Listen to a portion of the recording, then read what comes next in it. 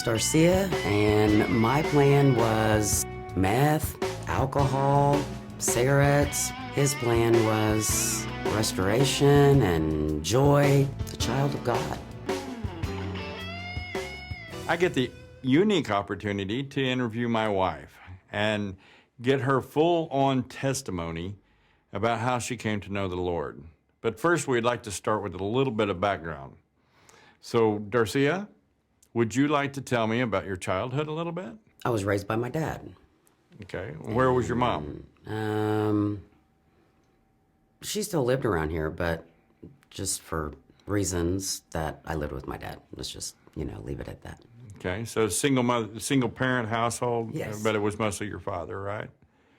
So, were you a believer in God? I knew there was a God, but I didn't really know who God was. So you knew of God, but you didn't know God? Right. Kind of thing? Right. Just kind of briefly give us an idea of Darcia before Darcia met me.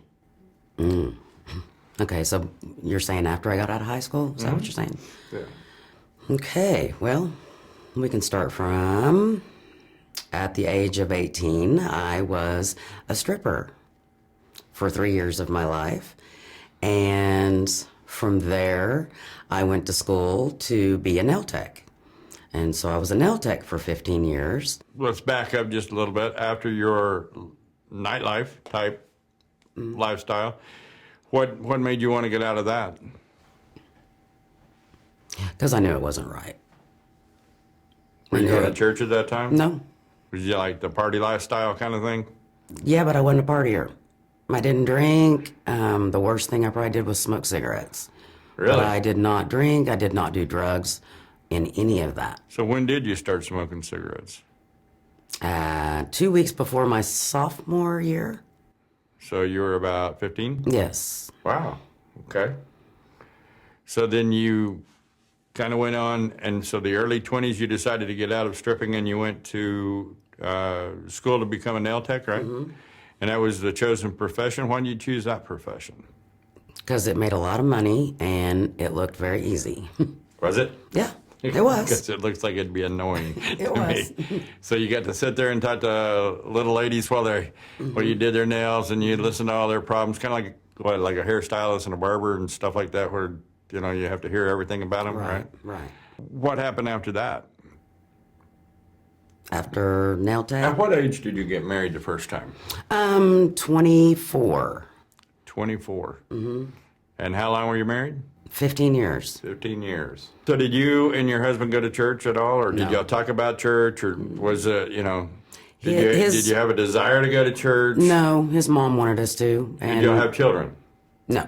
Okay, let's specify that. You didn't have children, married for 15 years, but you did not go to church at all. Mm-hmm. And then the latter part, you have started going to the bars? Mm-hmm.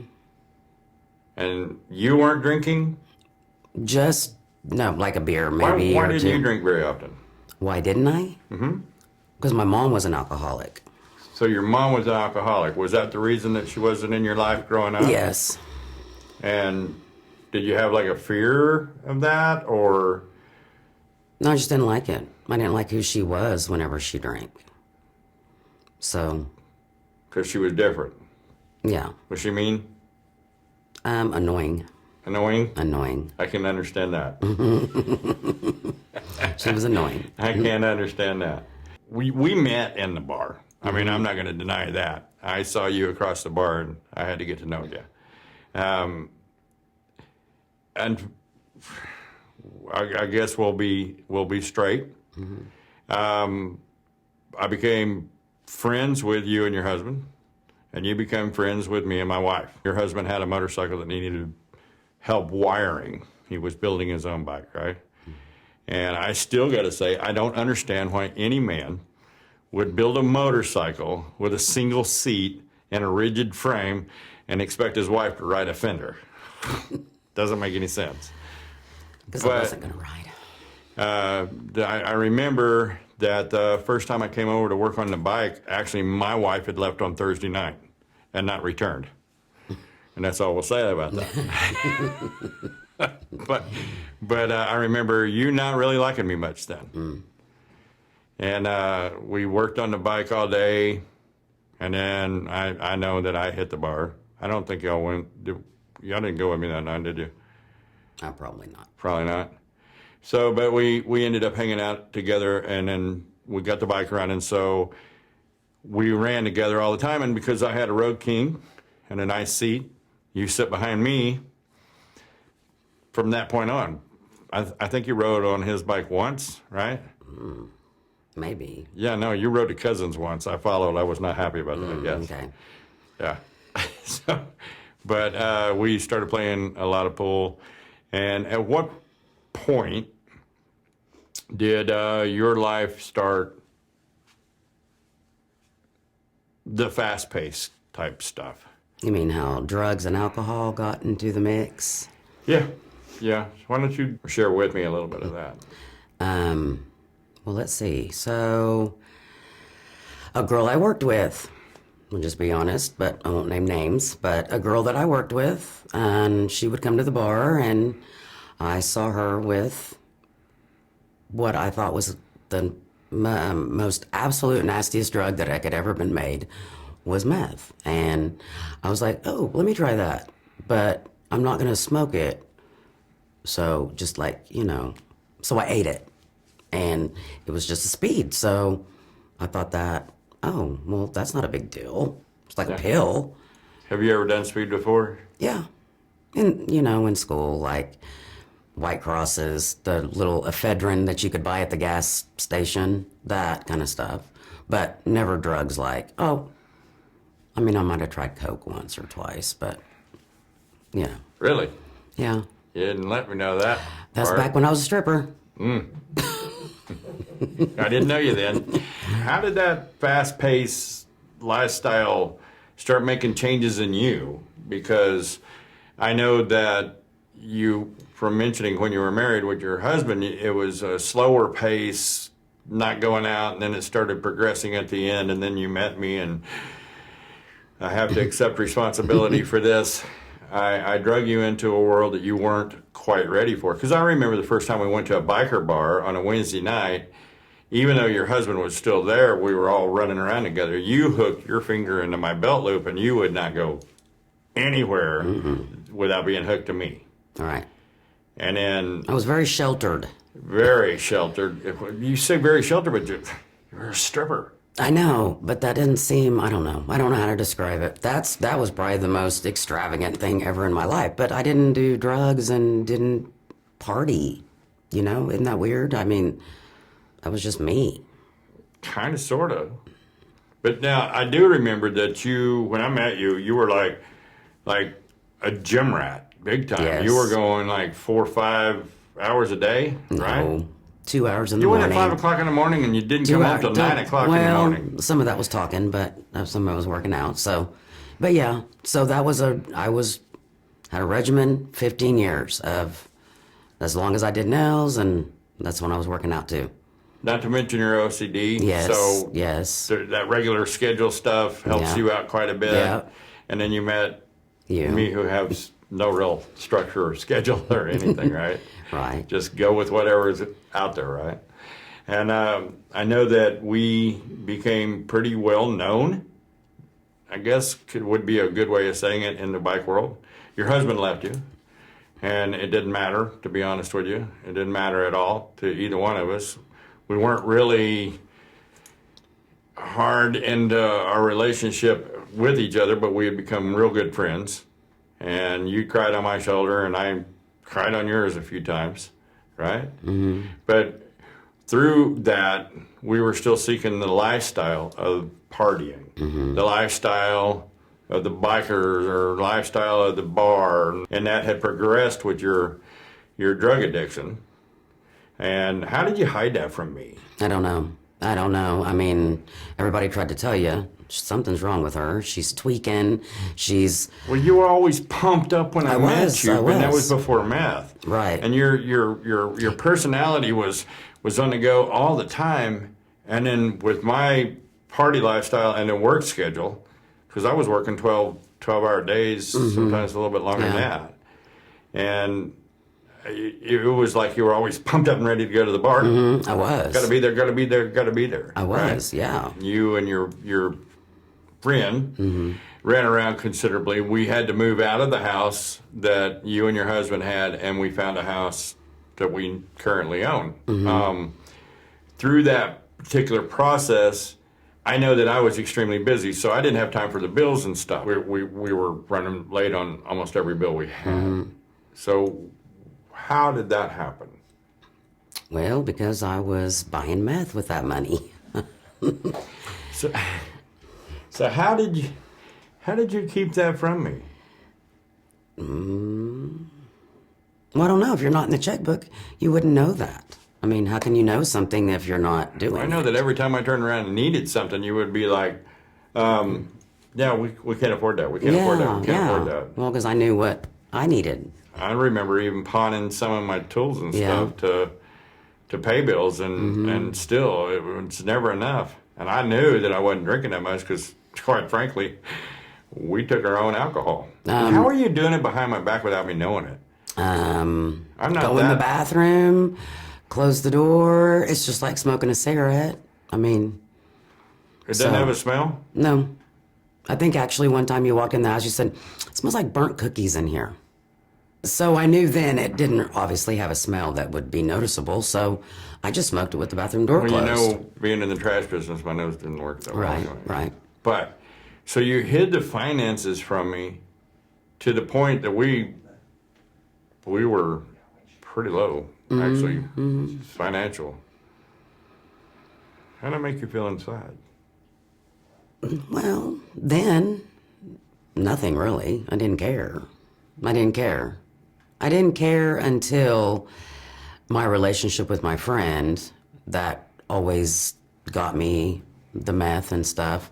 Our relationship was kind of going downhill because she was kind of going downhill. I don't know exactly where she went. I mean, honestly, but I do remember us being at the bar and I had to tell you, I've been doing something behind your back. I remember having a lot of questions rise up in my head because, sweetheart, we moved into that house and you told me all kinds of crazy stuff. There were people outside. There was bugs climbing in everything to Yes, where I had I to forgot. pull I the forgot. stuffing out of every pillow that was red. Yeah. If it had the color red in it, you had me. You were the. I'm gonna tell you, if you weren't like the hottest chick I know, I probably would have thought you were completely insane because the stuff that you asked me to do made absolutely no sense to me. Okay, I kind of forgot about all that. Yeah, I did, yeah. But there were those little red bugs. You can't deny it. Well, yeah, finally we did find out that there was a red few, spider mites. few red spider mites in the house. But at the same time, you were seeing stuff that was... So how did that make you... I mean, how did you finally notice or recognize that the meth had gotten you to the point of nuts? I mean, just crazy. Probably the time I was trying to drive home from somewhere and I was like, I can't drive home. They're out there watching me. The cops are coming for me.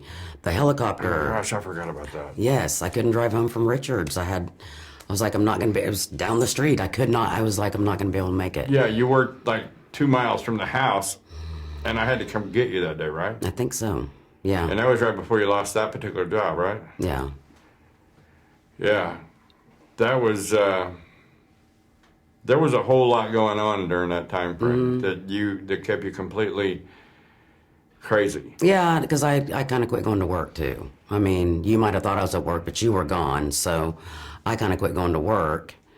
I mean, I did a few clients, their nails, but I pretty much just stayed home all day smoking meth, looking out the window. Sorry. Your meth had made you completely nuts, and to offset the arguments that you and I had, the knockdown, drag-out fights, and I remember going to the thrift store and buying glass and telling the lady behind the counter that we were just buying more ammunition for the next fight because we're getting ready to go out on Friday night, and so Thursday we have to bone up on ammunition. And it was like every weekend it was a knockdown, drag-out fight the whole time. I remember you getting mad at me a few times when I pulled into the garage on the motorcycle, and you would jump off before I was ready, and the bike fall over, and then that would infuriate me. And then our house took a lot of damage from the anger and the fights and every bit of that. How did that make you feel? Still, not really any feelings there because, drugs. Does that really mask you on Yeah. how you care about things? Yeah. So it really just clouds over every rational thought in your head? Yeah. I mean, I haven't been there, so I don't know. I mean, I all I did was smoke marijuana back when I was a teenager and, zoned out that way. And it didn't make me where I had no rational thought. But I remember there were so many times that you and I'd have an argument over absolutely nothing. And it would just, it came close, babe. It came so close to me being done. I bet. It was one of the hardest things I think I've ever had to go through. And for some reason, I just couldn't let you go.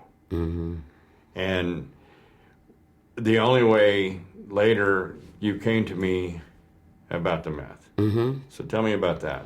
Well, my avenue was running out, which was only one person. I got it from one person, and our friendship was not really there anymore. So I couldn't really get it anymore. But also there was one thing that I did, even though I didn't go to church, even though I didn't have a relationship with God. I stood in my bedroom, and I will never forget, and I had my pipe, and I lit it, and I looked up at God, and I said, I know you'll let me know when it's time to quit. And then I proceeded on to smoke it. No big deal. Don't even know what made me say that. Because like I said, it's not like we talked about God or anything like that. So then just shortly, like I said, avenues ran out. So I look back now and can see all of that was God. Why my avenue ran out. Why I had to come to you and tell you. And so he was telling you it is time to quit. Yeah, I mean, that's how, when you look back, I mean, yeah. And so did you reach out for help or like? I just, when I told you, and I stayed home from work for like 3 days and just slept. I mean, it could have been 4 days, but I think it was like 3 days. And I just remember being asleep when you would come home from work and you would check on me and you were kind to me and you were never mean. You weren't angry at me. Your feelings, I think, more than anything were hurt because I'd lied to you about something. And well, I remember having 3 rules. Don't cheat on me, don't lie to me, and don't do drugs. And you just shattered 2 of them. And I was not happy about that. I didn't want to go down that road ever again. Right.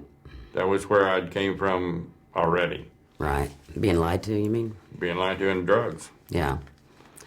So there was that. So we got past that. Yeah. Now, but you didn't go to recovery. No. You didn't have really any withdrawals past that 3 days. You kind of came back to normal. But you had become gaunt. Oh, There's yeah, a way you kept telling me how much weight you had gained, but you had lost so much, like seriously, in your size, 20 pounds is a lot. You had lost a lot of your muscle mass that you had gained. You had lost a lot. You had absolutely no body fat anyway, and then you went down to absolutely nothing with just your muscles wasn't there as much as they were. And you started kind of working out a little bit and building back up into that. You went from not really a drinker to occasionally a drinker to hanging out with me like full force because we were in a bar all the time. At what point did you make the transition from beer to alcohol? I think we were still running around together, remember? And my ex-husband was still around because I had my first Red Bull and vodka shot. That's it. Yes, I forgot. Red Bull and vodka. Had my first Red Bull. That's when I made that was a transition. So that was during that, just the drinking time. And yeah, because I had switched from one beer to the other just because that was the beer you drank. Yeah. And I didn't like Michelob beer Ultra, at all. Yeah. So I was already wanting to drink the alcohol and shots and all that, but you added the Red Bull and alcohol, or Red Bull and Vodka. and vodka as your main drink. I remember that. Because my bar tab went up. Yeah. Yeah. So that was even, so you were doing that and the meth Yes. at that time, right? Yeah. Yep. So I'm backing up just a little bit, but you started actually drinking the liquor. And I remember you complaining because maybe were you that high that at times the alcohol wouldn't really have any effect on Oh, you? yeah. Because the meth? Because I don't know how it works, so I'm asking you a real question. Well, I remember alcohol is a the downer. barmaid, you would argue with the barmaid, and then you start ripping into people because their alcohol didn't have enough flavor on it, or didn't have enough alcohol content, and you were drinking all night, but you couldn't get enough because you were out in the parking lot smoking with your friend. Well, yeah, I mean, or in the bathroom of the bar. Yeah. Wow. The point is that yes, you could not have both of them. One overruled the other, and meth won. So then once that went, then the alcohol started kicking in, trying to fill that void that you had. Since I wasn't doing meth anymore, well, then I just picked up the drinking more so. So you added a larger monkey, and so instead of a monkey, it went to an ape Yes. on you, right? Yes. And how long did that continue with the drinking? Oh, that was 10 years. I would say 10 years on drinking.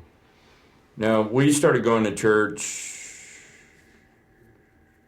Why did we start going to? Do you even know why we started going to church? You said you wanted to start going to church again. And I was like, I'm not going to church because I'm not going to be a hypocrite. And I'm not ready to quit doing everything that I'm doing. So, and you said, well, you just don't get it. It's not that you got to change for church. It will change you. And I said, well, I'm not going. And then so you left it alone. And then you decided that... This was when my mom... she was still alive. She was starting to go down to the end of her life at that point, and I wanted to start going to church to be able to take her to church. We found a church where I used to go to church with a few of those people that I knew, so I knew a few people, and we went to church there. And you hadn't quit your drinking habits, neither had I. Right. We were both still smoking cigarettes. We still both drinking beer, and you had already bypassed the meth, right? Yeah, Okay. meth was gone. Never picked it back up again. Never, nothing. I mean, that was gone. So we started going to church, and we took Mom a couple of times. I remember Mom being able to go a couple of times, but physically it had I had waited too long, actually. But I still had a call. I still knew that things had to change. I had become so aggravated with you on the intensity of stuff. Our fights they backed down a little bit, but it wasn't much. And just the disappointment that I have to come home and battle every day. After working my butt off, then I'd have to come home and battle. And half the time I'd have to make dinner if I wanted something to eat because you didn't even care if you ate. I remember those days that was aggravating. You didn't want really anything to do with my kids. I remember I begged my daughter to come back from South Carolina, and her whole family moved back.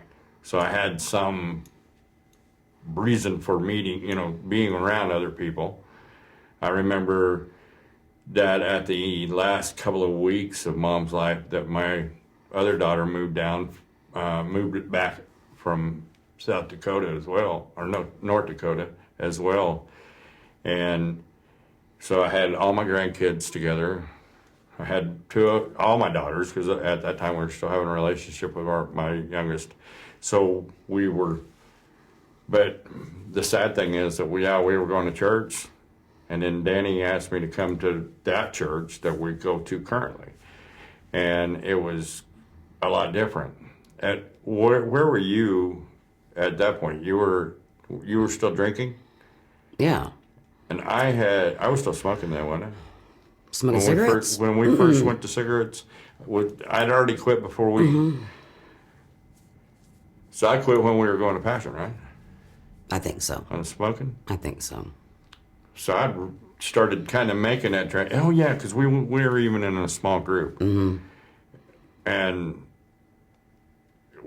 the conflict that I had there was I was hearing Christians say it was okay to drink, as long as you don't let it control you. It's okay to smoke, as long as you don't let it control you. Well, nobody can smoke and control the smoking. Nobody can drink and control the drinking. Nobody can do drugs and control the drugs. It's a fantasy that we all have. Right. But it's not the truth of it. Right. It controls you. And so when we started going to Discovery, I didn't want to be anything except a church pew sitter. That was all I wanted to be. Both of my daughters moved in together at the house while they were taking care of Mom at the last few days of their life. And I remember one of the times that we went to the hospital, and I was infuriated with you. We went to the hospital, and Mom was in the emergency room, and you were bouncing around and joking and making, trying to make her laugh and stuff. But I could literally tell that you were intoxicated beyond. You more than likely could not even have remembered that I taped it. I videotaped it. Oh, gosh. Because I was so angry. I was going to show you later. There's so many times that I came in from work, I'd find you passed out. There was a couple of times when you passed out while the grandkids was there. And your drinking had gotten to the point that I didn't really realize how bad it had gotten. Because at the same time, I'm not Lily White, but I was starting to make the change. I was starting not to be happy in that lifestyle, and I was starting to dread coming home to you. Dread the next discussion that we would end up having inevitably.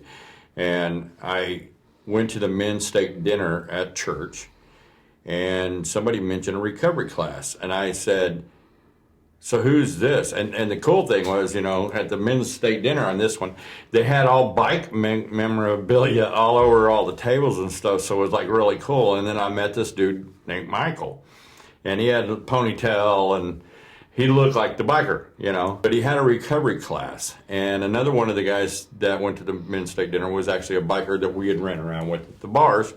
And so both of us were talking to him about getting our wives into the class. Yes, I did drink. Yes, I could drink like a fish. I know that there were several nights that I would drink a pint before we went to the bar, and then drink all night long, and sometimes that'd be like a fifth of alcohol gone, and two $300 bar tabs, and it was just you and me, and we were trying to be careful. It was not careful. Not careful at all. But I remembered that the change started happening there. And through that process, I knew I had to get you to calm down off of the drinking. You had embarrassed me too many times. Birthday parties. You had infuriated me. Yes. I almost couldn't stand coming home. And church, I had this ray of hope. I had this ray of hope that through Michael and Sherry's class, that things would change. Because I was so in love with you, and I hated you so much. I couldn't take it any longer. You were destroying my kids that I just finally got back into having time with.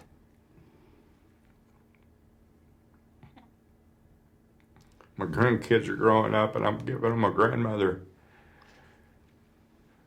that was drunk so much. And I was like, I have to change. I have to change it. I have to hope that she comes with me. Because Mom dying.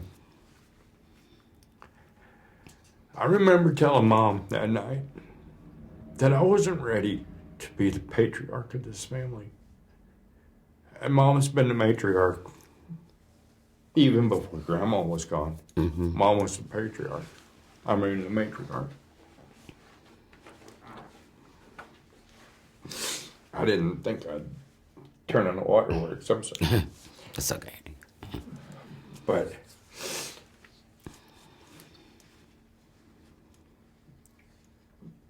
couldn't say anything with her mouth, but she told me with her eyes that it was time for my change. So I went to the men's steak dinner, ready to make or start making a change. And I met Michael, and I said, I don't even know how I'm going to get her in this class. And he said, my wife will help you. And I'm like, man, you can't tell her it's a recovered class, because we had that knockdown drag out not too long before that, where the cops got called to the house. Mm-hmm. I called the cops because I don't remember how, but you managed to scratch my face. And so I was bleeding when I got there. I was sitting in the garage. You were in the bed. And I called my daughters and I said, listen, you got to get over here now. Mm-hmm. And then they said, you need to call the cops. And because you were drunk, they all came in. Do you even remember them coming in? Yeah, I do. I remember your daughter asking me or telling me, you can go to recovery. And I gave you an option. You go to recovery or get a divorce. And you were like, get a divorce. I'll divorce you right now. I'm not quitting drinking. And I remember when the cops came in and I was sitting in bed and the cop came and stood right there at the bedroom door and he said something to me and I don't remember how it all went. I mean, I can't remember that part. I mean, I just know that I was like, I didn't do anything wrong. It's my house. I live here, pretty much attitude. And then that part was over. But that part was over for you. Wasn't over for me. Yeah, I know. The cops suggested that I remove all the firearms and all the big knives from the house, and then I go stay with my daughter for a couple of days and let things cool off so that it didn't re-escalate that night. And so there again, I went over there and spent a couple of nights with them. And then Mom passed. You know, when Mom passed, I'm going to back up just a second. Mom passed, and I remember at the funeral, because I had to speak at the funeral. I'm the oldest. And I spoke at the funeral, and you were drunk. Mm-hmm. You were drunk, and you were acting like none of it mattered. You're sitting on the front row, and you're not even paying attention to what I'm saying. And it was like nothing to you, like you couldn't even care about that. The most important thing in my life was Mom. She's the first woman I ever fell in love with. When Day took you home, I wasn't real sure I wanted to go back. And I started praying then, Lord, this has got to change. But I didn't do it like drop to my knees and say, Lord, everything's got to change. But I broke inside. Yeah. But I do remember one thing about your mom, though. There was something special that I had with her. I don't know what it was from the time that I met her, but I remember she always made sure that I knew that how happy she was that you had found me. You know, because I think she could have seen through everything. She did. That she knew. She's did. You know. Every time I got married, she asked me if I was sure that's what I wanted to do. She didn't ask me on you. She told me she was glad. And I was like, that's a little different, mm-hmm. You know, because we were still drinking then. But that's when she still had her senses about her, and so many things that's going on in my life, and I just couldn't get you to back me up on any of it. It was killing me. And then having to make the change, I had to take it into my hands and kind of try to guide it, and the only thing I could do was go through Michael's class. Mm-hmm. And I got you in the class, and we went through the class like what? How long? A year and a half? Yeah, probably, maybe. How much of that were you actually drunk in the class? I'm sure that I was, but do you realize that every time, I was just telling her the other day, that every time I went in there, a seed was planted. A seed was planted. I mean, every time. Romans 8:28. I mean, you know what I'm saying? I mean, I think that no matter what I was doing, God was still working. He was meeting me where I was. And that is, I mean, if we fast forwarded to now, that is why I am where I am now, is because of God. Because he never took his hands off me through all of that, all the meth. I mean, why does somebody look up at the ceiling and say, you'll let me know when it's time to quit? You know, and We went through a little bit of time between the steak dinner, and then I decided to go to the men's conference at Sparks, and I was going to be gone for 3 days. And it was like the first, I was thinking it was the first time, but actually a couple of nights that I had to be away from you would probably be the first nights that I actually went overnight away from you. right. And I came back changed. I came back, I was fully committed to God. And just before that, in August, was when my cousin and his wife took me for my 55th birthday, I think it was. It wasn't 55th, it was 50-something, for my birthday to Rio, a restaurant. And they came and got me, when you went to the bathroom, they came and got me and told me that they were going to have you arrested or I needed to remove you. And I was infuriated. And I took you home And then you went back out. dropped you off, which you passed out shortly after we got home, I think. But I took all the keys, all the garage door openers and everything, and I went back and had dinner with them. And that was the last night I actually had a drink. That was the last night. I drank my birthday toast for myself afterward. And then I was done with the drinking. And I was done with the lifestyle. And I kind of made that decision. And then when I went to the men's conference a month later, then I went all in. And Lord, if you got to strip everything away from me, but I'm ready. I'm ready to serve you with everything I got. And then as soon as we got back, and I'm full force with you drunk. And I'm like, God, you're going to have to let me have a divorce.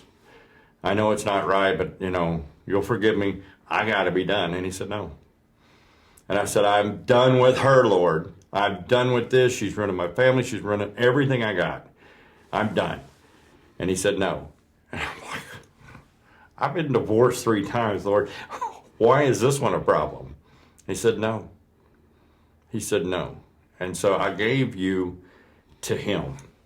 I gave you to him. And I said, from now on, I'll be your husband, but she is your problem.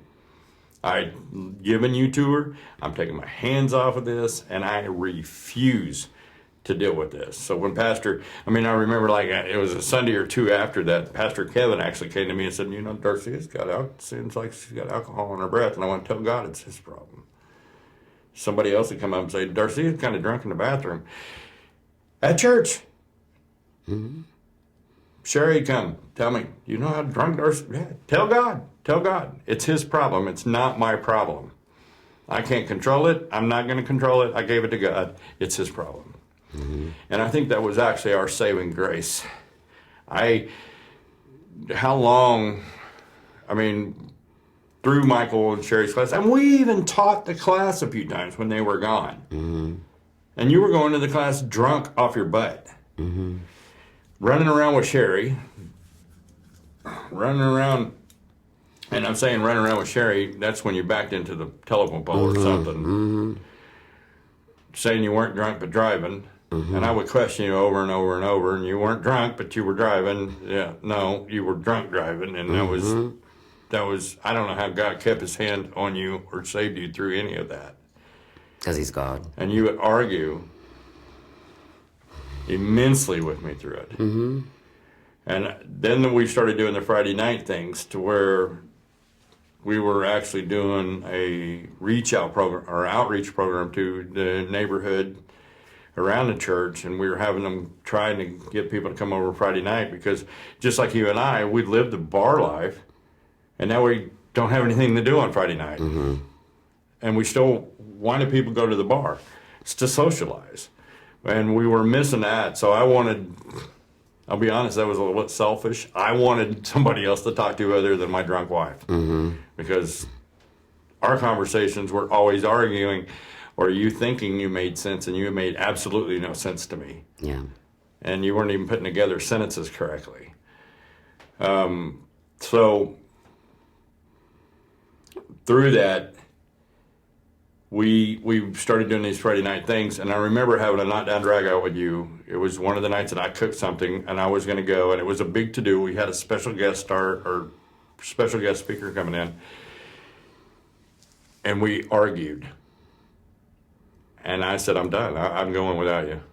So I did incidentally take all the keys to every vehicle and all the garage door openers, so that you couldn't leave with somebody and come back without me realizing it. And so why don't you fill in what happened while I was there? Okay. Well, let's see. Well, I'll give you the date of that, March the 9th, 2018. And so from the time that you left me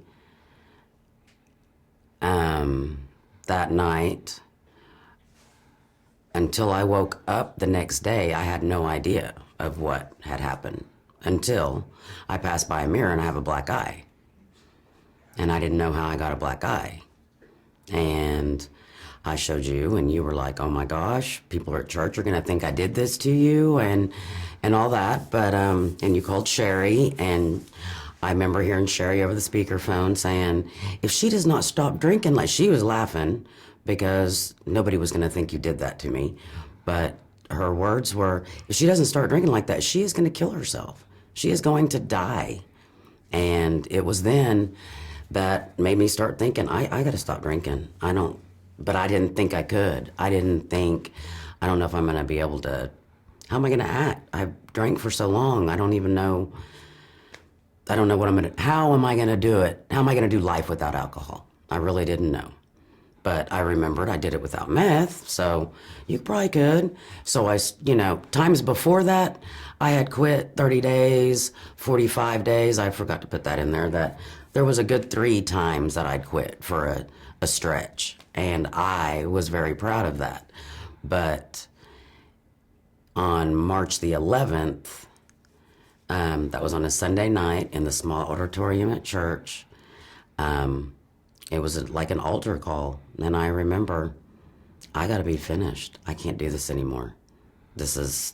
I got to surrender. I got to be with God. And so finally, I laid it all out to God. I surrender. And I was bawling and crying and squalling. And I remember one of the girls, Heather, that we weren't really friends, but just, she was a fun person at church to talk to me. And she was leaving the auditorium, and she said, she tells me this later, but she comes over, she starts praying for me, and she's very stern in her words and the way that she's, I'm going to be honest, like casting out a demon is how she spoke.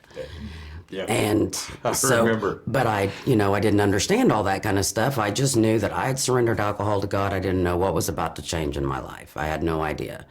In a sense, a little bit, I felt like I was just going through the motions by the time I got home. I thought, I'll just be drinking tomorrow, I'm sure.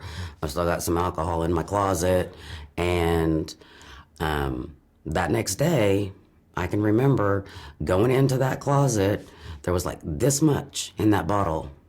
I went, well, this is going to be it.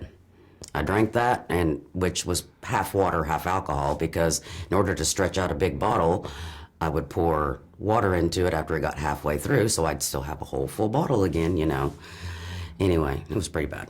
But, Is that how you hid the drinking from me? Because Yes. I knew that the alcohol was there, but it's clear Yes. on that. Now, I do recall coming across one of your bottles, and I thought it was water, and I just about choked on it because it was pretty much straight vodka, yet you had added tequila to it as well. yeah, because vodka wasn't doing it anymore, so I did tequila and Vodka mixed, yeah. I don't know about anybody else, but neither one of those do I like. Therefore, just absolutely gross. Yeah. And that was that's how strong you were. Right. Yeah. I mean, so yes. I mean, when I'm saying an alcoholic, I'm talking alcohol, a lot of alcohol every day from the time I woke up to the time I went to bed. This wasn't just a weekend drinker. This was an everyday drinker. And And I never drank again. you never drank again. Never picked it up again. Never went to the store. So how long bought were it you again. actually hardcore with the alcohol controlling you? A good 10 years. A good 10 years. Yeah. And you quit drinking like that. Quit drinking like that. Okay. How can you do that? I don't know how I could do that because it wasn't me. That was God. That was God. That was literally God. Did you have to go through DTs or struggle, or did they give you counseling? No. You know, I mean, because quite frankly, the class wasn't really counseling on the class. It was just being able to kind of open up and learn a little bit about how things control us. Mm-hmm. And everything was Romans 8:28. Right. So, I mean, but you didn't have any kind of struggle. Because, I mean, I remember James, my son-in-law, saying how you were going to have the DTs, you were going to have the withdrawals, you were going to have the night sweats, you were going to be worse than you even were then. And yet, here just a few months later, God delivers you from it, and you have absolutely no after effects? Mm-mm. How does that work? I don't know. And I didn't know anything prior to that, like, what am I going to go through from not drinking? Because I didn't go through anything other than a few days of sleep with meth. So I didn't know that there was going to be some kind of side effect because I had quit, 30 days, 45 days on my own. And would want to drink, but I never did have any ill effects. But no, I had not one shake, not one tremor, not one nauseous feeling, not everything that I was supposed to have, I did not have, that people said, wow, I can't believe. So can you tell the difference between people who try to quit under their own power and people Yes. that are delivered? Yes. Quite frankly, delivered Yes. by God. Yes, because you wear a sort of freedom on you when you've been delivered. There's just it's like it was never there. I don't know how to, I would never deny that I ever did that. That's part of my walk with God. Well, let me ask you this. Do you think God can do that for anybody? Yes. Yes. So what does it take? I don't know. I think truly we covered it. surrendered my Yes. heart. Say that again. I truly surrendered my heart to giving that. I had to come to the end of myself. You couldn't bring me to the end of myself. No. You couldn't threaten me with anything. No, I tried that. Yeah, I know you did. I tried that with everything. Yeah. So it's God allowing us to get to that point with ourselves. And He knows how much we can carry. He knows how far we have to go into that pit. Very much so. And He basically said, okay, she's ready. And He picked me up, and it was kind of like He dusted me off and said, no, go on. And I did. Matthew 6:33 became my main focus. Seek God first. And all these things will be added to you. And I wasn't worried about anything except one thing. And I just wanted my wife. God, you aren't going to let me get rid of my wife. So I need my wife to be a wife. I need my wife to be somebody I'm proud of and somebody that I can love with all my heart and that I'm not hurt by. And I remember every morning, man. Every morning. I didn't come home till 9 o'clock. And then when I got the job selling the insurance and I passed the test and I gave testimony, I passed that test because I prayed over every question. I couldn't remember any of the answers. And I prayed over every question. And through that, it was like you came about and did the change, and you came to the Lord. I'm bouncing off the walls. I'm so happy. I couldn't even express myself how happy I was that God had delivered you from that. And that's deliverance. And then through that process, I watched you grow. And then I remember it that we were driving, and you looked over, because I hadn't pushed anything, because God wouldn't let me push anything on you. And I remember you saying, "Oh, I think I'm going to get baptized." Oh, yeah. And I was like blown away that you brought that up. So how did you realize that you needed to be baptized? Because I hadn't mentioned it. Once the drinking was gone, I dove into Joyce Meyer's. That was my go-to. I didn't dive into the Bible because I didn't really know how to read the Bible. I got to say, it was like, what am I going to do with the Bible? But I remember watching Joyce Meyer's, taking notes, and just diligently, literally, just being driven to be motivated towards God because of this woman. Just, wow, she's done this, she's been this, she's all these things, her life, and she had a voice like I had. It was a rough, husky voice.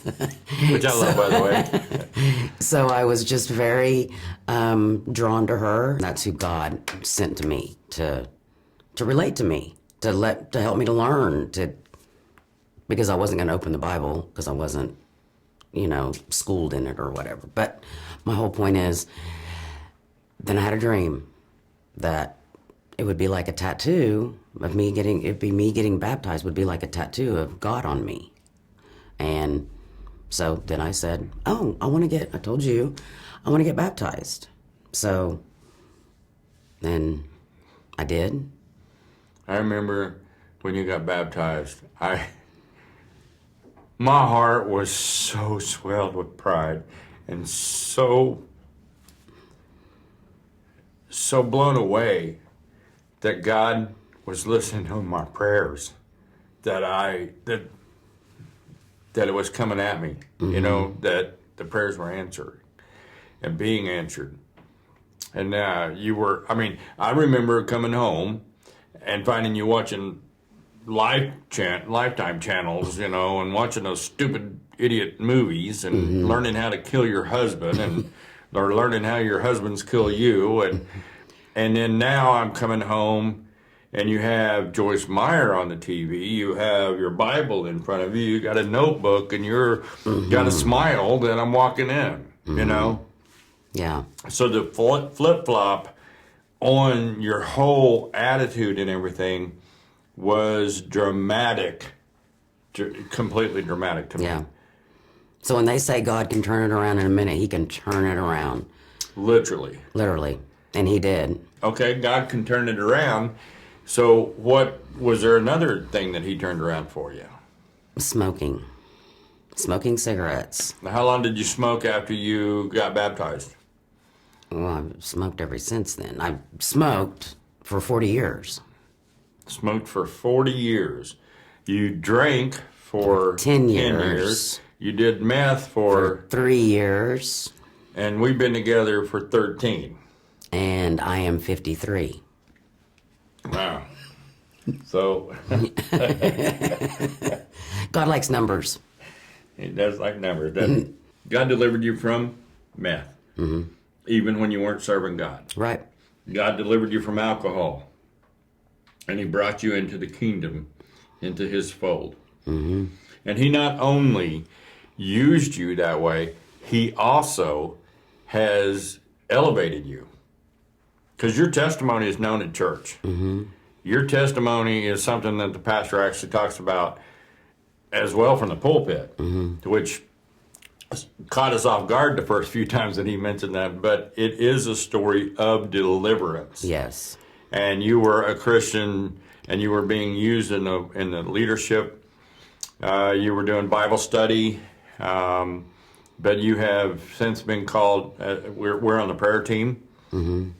We talk to people regularly. We were actually going to the Jesus house with Dee Dee. So, and you were giving your testimony then even. But all that time, you were still smoking. Yeah. And I felt like, well, this is what I got, and this is what I got left, so I can hold on to that. It's not a big deal. And I'll tell you, God let me hold on to it up until last year was the, hey, you know that kind of stinks, don't you? Hey, that person over there in the car next to you is watching you while you smoke that. I mean, and I was just starting to get, it was annoying me. Smoking was annoying me. Why would that matter? That somebody next to you saw you in your vehicle? Well, because one, smoking a cigarette. Because I got a Discovery sticker on the back of my car. Discovery Church sticker on the back of your car. You're Yeah. smoking a cigarette. Yeah. Right? So, what God was pointing out to you was that not only our words, not only that we go to church, not only that we live according to the principles that He has set, but that our actions are seen by others, and that we need to be completely walking in the life of following after Christ, not only in the church but outside the church. Right. And everything that we say or do affects others, right? Right. I smoked for 35 years, and you smoked for 40 years. I can say God delivered me on my cigarettes completely because He told me to quit smoking before I'd even started going to church, and I did. And I have not had ever a desire to smoke a cigarette, even though you still smoked at the house. Right. You smoked in the truck. You smoked in the car. You know. So God delivered me completely from any desire, and then 5 years later, after you gave your heart to the Lord, He says, "One more time, Darcia." Yeah, well, you just started knocking. Just knocking on the door saying, okay, it's time to get rid of this, which was, I look back now and go, every one of those things was a crutch. Every one of those things was something trying to fill that space that He's left open that's really only for Him. And I was filling it with, hey, that didn't work. Or, that didn't work. I mean, nothing ever worked. And I was holding on to cigarettes literally as a crutch, though. And my vision was, okay, Lord, I don't want to surrender them. I mean, I was honest. I don't want to quit smoking. I like to smoke, but I need you to take the desire away. And so our church started a prayer and fasting on January the 9th, and I decided I'm going to get on board with this. And so my fast was getting up an hour earlier than I always do, which I get up at 4:15, so I got up at 3:15, 3:30, spend those first waking moments with God, and this is for this desire to go away, Lord. And by January the 15th, we're there in our revival night, and the same girl that spoke over me, Heather Murphy. So the same woman that talked to you about the alcohol when we didn't know her. Right. But now we know that she gets used by the Lord Yes. a lot. Yes. And yes. she came as a messenger again and to said, me, turned to me while we're in revival and said, girl, you're loosened from those cigarettes. And I said, what? And she goes, you're loosed. You're loose from those cigarettes. And I was thinking, not everybody here knows I smoke, but okay. But she spoke it, and all I could think about was, no, I don't want to. Not yet. I just bought 4 packs. I had just stopped after morning church and bought 4 packs of cigarettes. And so she knew how I was feeling. Did the Lord actually tell you not to buy those? Did He tell me not to? Did He say, hey, you might not want to buy those? He did try to say, maybe you should stop after, tonight church. Why don't you stop after tonight, after church tonight, instead of this morning church? I don't know why the Lord just told me to ask you that. Seriously, He did. He really did. He did. Because I was going to say, I don't think I told you that. I did not tell you that. No, I just felt a prompting in my heart to ask you that question because, I know you wouldn't have stopped anywhere after church. That's at why. night on your way home. That's why. But I know that when Heather told you that, you came, because I was greeting, and so you came back to the door and told me, or the backside of the church as people were walking out, and I was doing the exit greet, and you told me. And I remember I did a what? A hallelujah? Did I do it quietly? No. No. No. I yelled hallelujah at the top of my lungs in our church, right? Which I'm kind of known for now. But it was such a relief because I was calling it deliverance, but I want to back up to what you said. Heather said, what? I was loosened. Okay, so what's the difference? Loosed. What's the difference between loosed and delivered? Well, I didn't realize it until I have had to walk through it, is I still had a part, basically. I was loosened. I have loosened them from you. Now you have to walk it out. Because I didn't have to with alcohol. And I didn't have to with meth. But cigarettes, to me, when I kept asking for him to please, Lord, you know I hate smoking. I can't stand to smoke. When I'd be sitting there smoking, why don't you just take them away like you did alcohol and meth? Come on. And I went, he's not going to do it the same way. He's just not going to do it. But how's he going to do it? And the way he did it was how he did it. And I thought, is it real? Did she really? And that was the enemy trying to say, did she really say that now you need to quit? And I was like, I know what happened in my life when she spoke over me, that, that was God speaking, or, I know what happened then. And I knew that if I did not take what she said and go with it, I was not going to get another chance for it to be free. I mean, it was going to be harder if I ignored God. To me, one of the things that God basically spoke to me whenever I had to keep talking to God. I do a lot of talking to God and exactly how I feel. And I felt like, God, this is a struggle. And God said to me, is it? Because you haven't had to struggle with anything. And I just want you to walk it out. Just want you to, and I did. That's what I had to do. Made it so much easier because... Did it make it harder that I was running around telling everybody, she's delivered, she's delivered? Kinda. You were doing a struggle a little bit with it. I was. I know that when we got home that night, I threw away 4 packs of cigarettes in an ashtray. I did. Yes, you did. I did. Yes. I had to throw it away. I had to make sure that they were in the trash the next morning, yes. I had to throw it away. So, yes, threw that away and never picked them up again. And how long has it been? Since January the 15th. Well, that's when I was loosened. January 16th is a clean day start, so and now we're 2 months. Right at 2 months. Wow. So 2 months. 2 months. How do you feel now? I feel wonderful. And I don't feel like I ever smoked. That's what's weird, is I'm like, but I remember the prayers that were prayed for me that night was no effects of the smoking.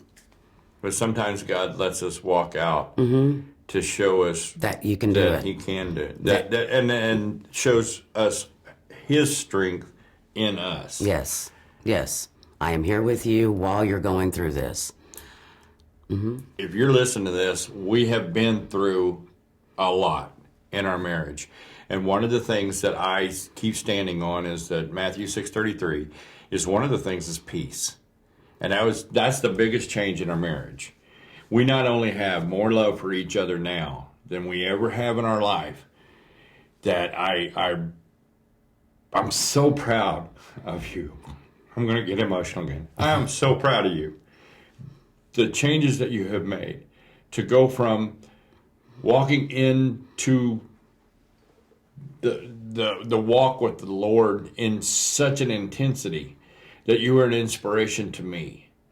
And everything that we do in our life, you have been strong. You have given me the verses sometimes that I need for the day. And peace. Peace is the biggest thing that I know that God has given to you and I. And with you, what is the biggest change that you feel that has happened in our marriage? Well, that I'm that better wife that you prayed for. Not that I'm not Proverbs 31 woman or anything, but I'm not a leaky roof either. So, Yeah, you do quote Proverbs to me a lot. But yes, you know the Proverbs does say that a good wife is like a gem, I think so. and I believe I have a diamond now. That all the pressure Yes. that we've gone through Yes. in our marriage has literally turned it into a diamond. Yes. We put God in the center of our marriage, and it's 5 years, or it's coming up on 4 years now. 4 years that we have had God in the center of our marriage. And how would you say that our marriage is now? No, it's just changed everything. He's, well, I mean, embellished it. I mean, you know, definitely different than what it was, but we have a relationship. We're not just husband and wife. I don't know how to describe it, but I just know that everything we do, God comes first. And like you said about Matthew 6:33, you're seeking him first, and we both do that together every morning. And we dedicate our day to him, and he just pours out blessings. And just, I mean, it's not monetary blessings all the time. It's peace, love, joy, happiness. It's The fruits, the fruits. Yes, it's the fruits. and knowing that we both have the Holy Spirit to guide us throughout the day, Yes, and that we both love God more than we love each other, yes, making us able to love each other even more than we ever did. yes. Thank you, Lord, that my husband stood strong in you to tolerate me. And thank you for being obedient to him. Thank you for actually being a Proverbs 31 wife.